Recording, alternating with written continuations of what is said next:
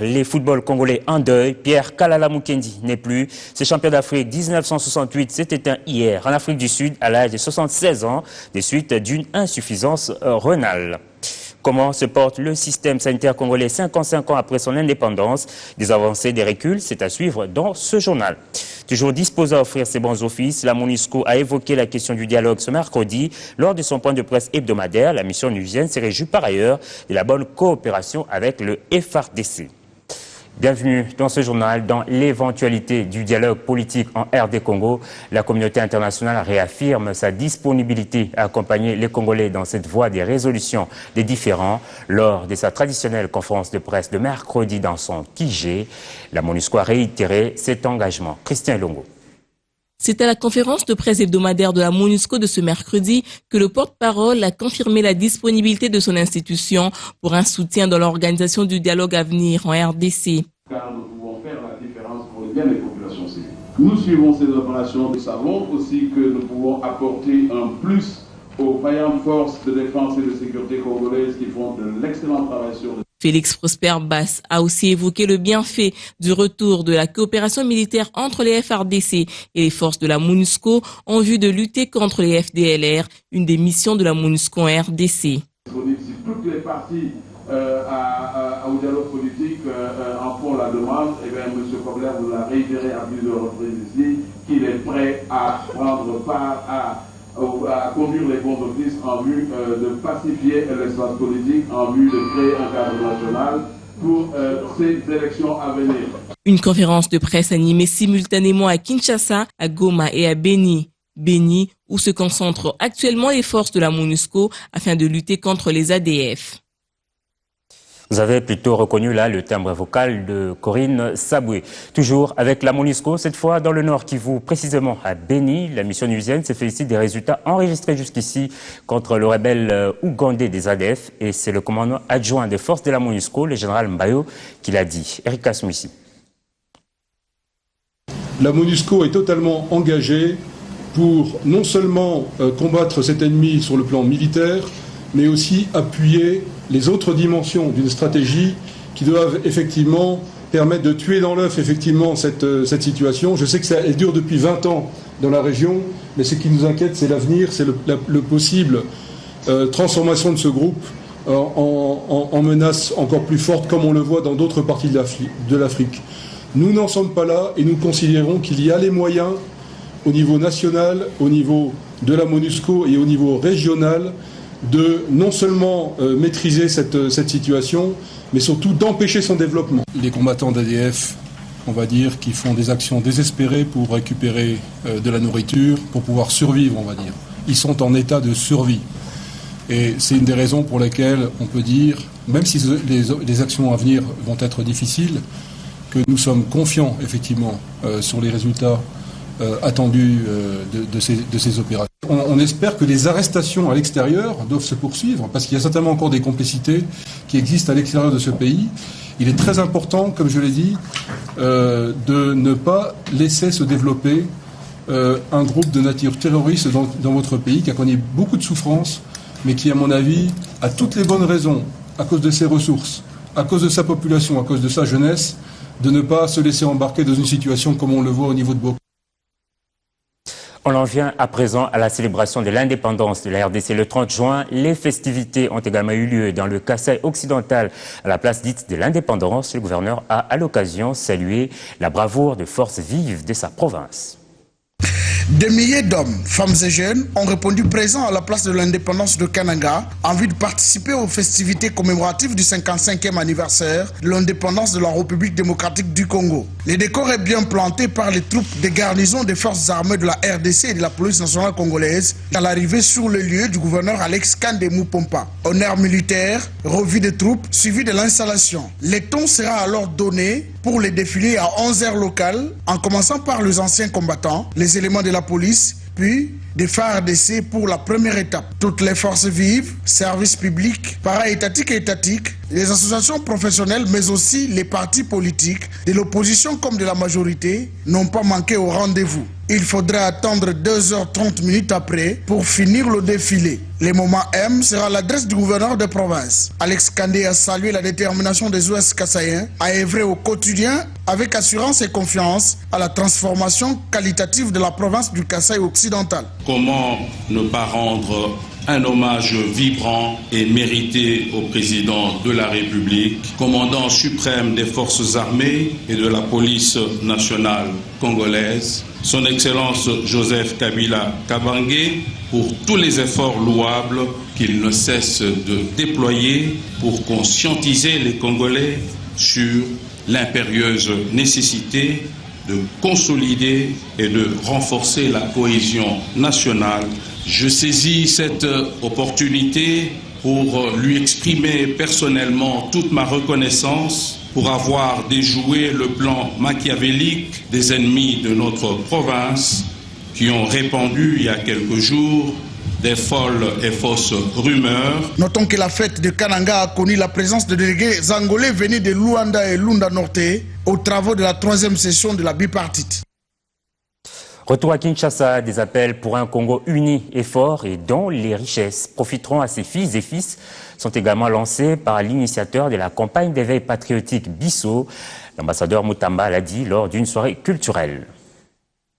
À la veille de 55 ans d'indépendance de notre cher et beau pays, prenons l'engagement de faire notre l'hymne national, juste pour méditer sur ce que nous voulons faire de notre pays au moment où il est le plus menacé à l'intérieur et à l'extérieur et au moment où nous connaissons la vérité. La vérité, c'est que nous sommes riches et c'est les autres qui en profitent. Maintenant, ensemble, disons que le Congo, c'est nous. Et alors, quel héritage pour la RD Congo dans le domaine de la santé? 55 ans après son indépendance, le système sanitaire permet-il l'accès aux soins de santé de qualité? Élément de réponse dans ce dossier de Patricia Panzo. Le système sanitaire congolais, un objet d'autopsie pour un Congo indépendant. Les raisons sont d'ordre humain et matériel. La rétrospective démontre bien qu'à l'accession du pays à l'indépendance, le système sanitaire n'était pas déplorable. Il faut reconnaître qu'avec des facteurs comme la croissance démographique, la RDC exige un peu plus, d'où un état des lieux qui doit réveiller ceux qui s'endorment. Nous avons quand même des paramètres tels que l'espérance de vie qui a quand même s'est améliorée. Nous avons des ressources humaines qui ont vraiment bien augmenté, encore faut-il bien les utiliser. Les ressources matérielles qui nous manquaient sont en train d'être arrangées. La seule chose qui nous arrive, que nous devrions arranger pour que tout ça soit utilisé avec beaucoup plus d'efficacité, c'est d'avoir un mode opératoire. Mais malgré tout ça, nous pouvons dire que les ressources humaines sont beaucoup plus augmentées depuis la colonisation. Il y a beaucoup de médecins. À l'indépendance, il n'y avait pas de médecins. Beaucoup d'infirmiers, beaucoup de techniciens. Mais tout ce personnel reste cantonné dans les grandes villes et surtout à Kinshasa. Les responsabilités devraient être partagées. L'État a certes une politique à redéfinir clairement pour assurer des soins de santé de qualité, limiter les évacuations à l'étranger et l'automédication. Il y avait dans chaque village, il y avait dans chaque ville toute une organisation sanitaire qui était excellente. Qui était excellent au point que jusqu'un peu après l'indépendance, il y a des pays voisins, même des pays lointains comme l'Afrique du Sud, qui venaient pour prendre des soins ici au Congo. Malheureusement, maintenant, c'est le sens inverse.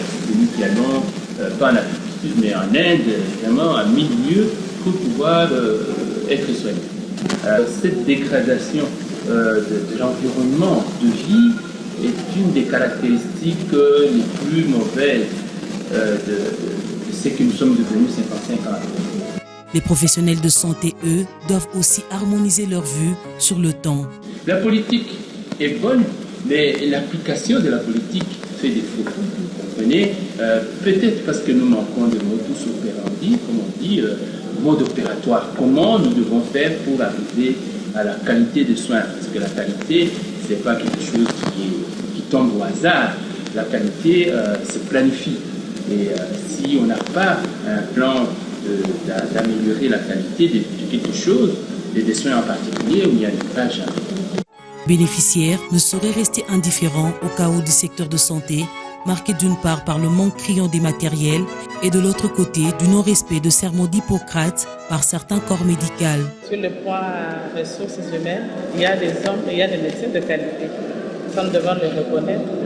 Mais si on peut aussi améliorer sur le plan des appareils, je pense que ce sera très important. Parce que quand les gens cherchent à aller à l'extérieur, c'est entre autres les appareils. Il y a quand même un effort qu'on est en train de faire. Il y a des maladies qui sont en train de disparaître et de réapparaître. Le travail est en train d'être fait. Et davantage, vous savez, quand vous allez dans le centre, dans l'arrière-pays, vous allez voir qu'il y a des centres de santé, il y a des zones de santé, et que tous les endémies, les maladies possibles, on est en train de faire un effort. Le nombre de médecins s'accroît au jour le jour. La santé n'a pas de prix. Le Congolais a droit à un accès aux soins de santé de qualité pour constituer une nation forte et répondre au rendez-vous du développement. Toujours en rapport avec la célébration du 30 juin, retenez que l'Alliance des Bangala a également fêté l'indépendance du pays. La LIBA, à l'initiative de son président, a réuni ses membres à cette occasion.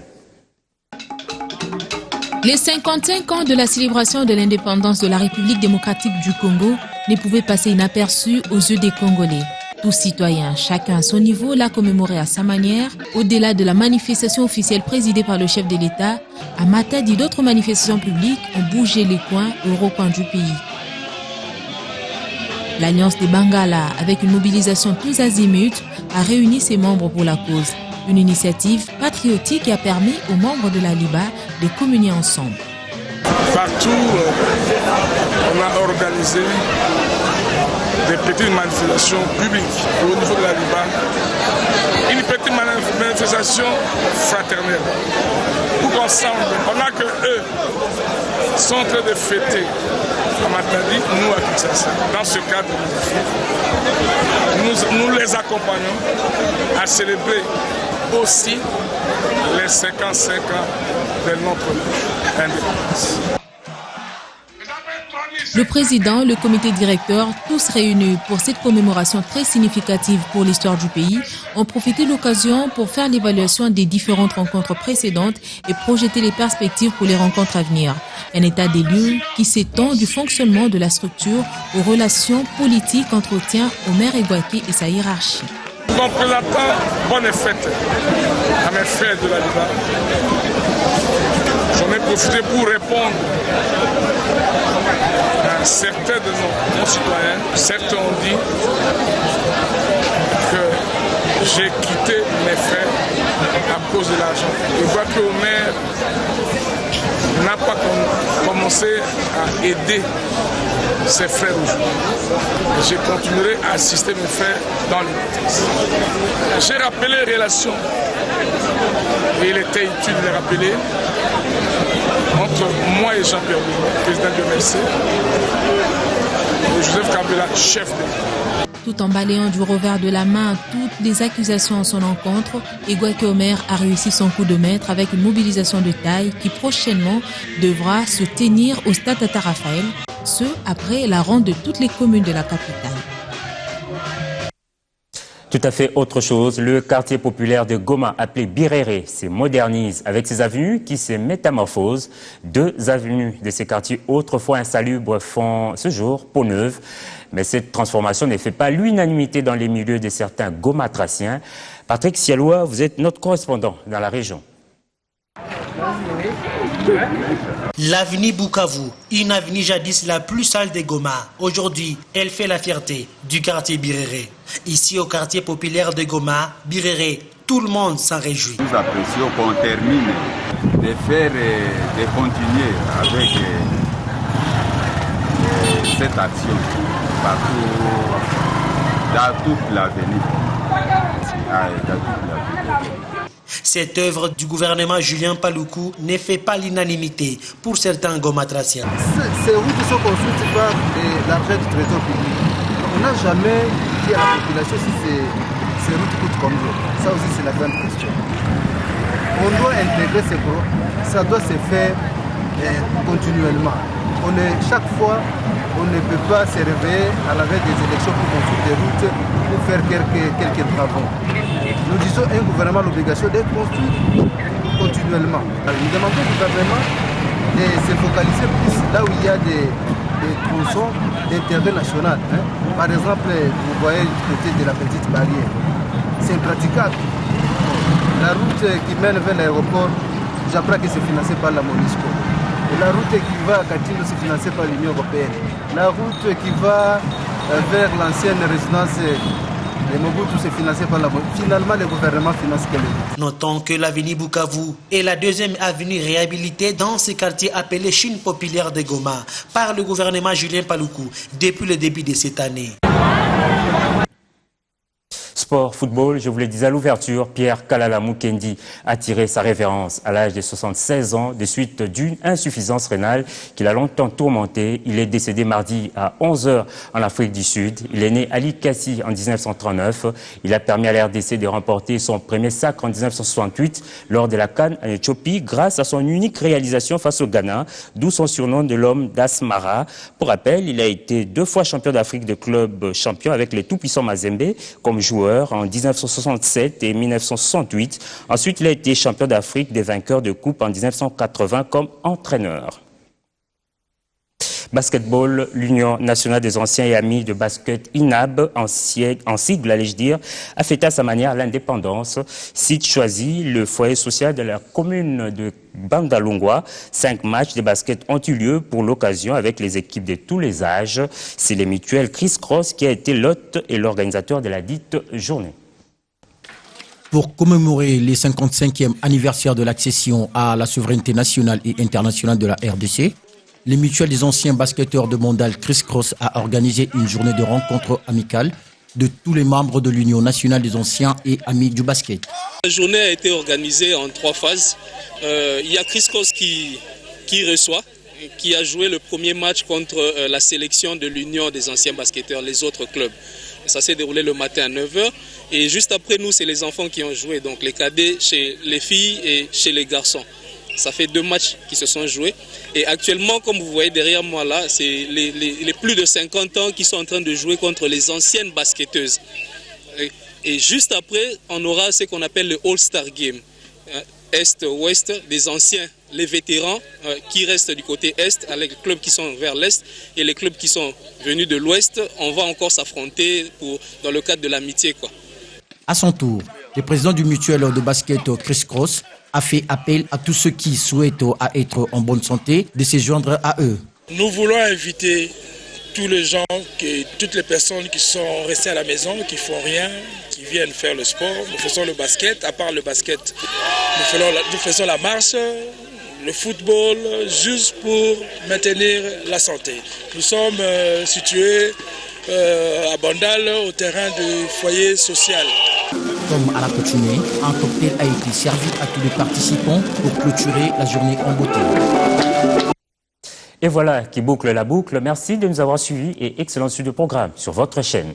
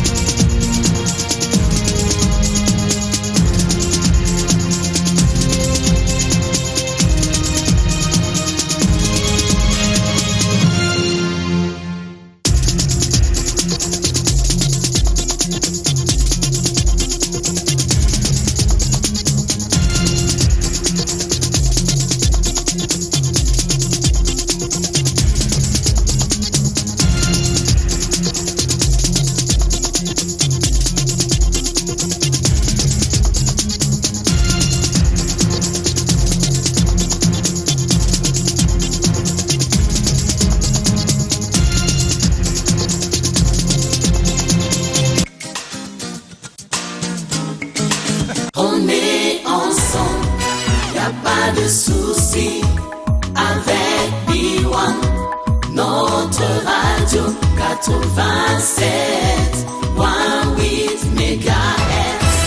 B1 FM, l'excellence dans la simplicité.